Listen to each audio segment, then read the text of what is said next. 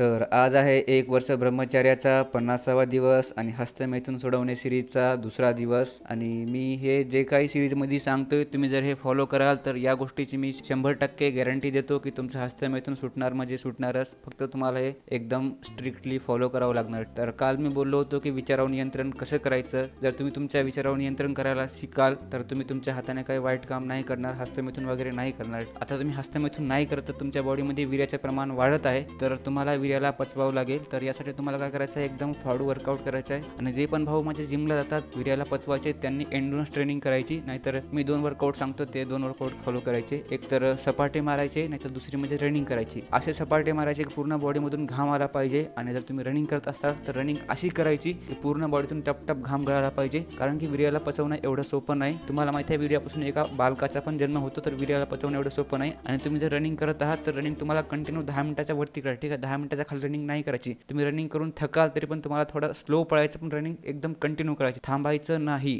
तर हे ध्यानात ठेवा, एकदम बॉडीतून पूर्ण घाम गळायला पाहिजे तुम्हाला, असा वर्कआउट करायचा आहे. आणि सध्या ह्या 2 गोष्टी फॉलो करा. आणि याचसोबत उद्या पुन्हा भेटूया. बोला राधे राधे.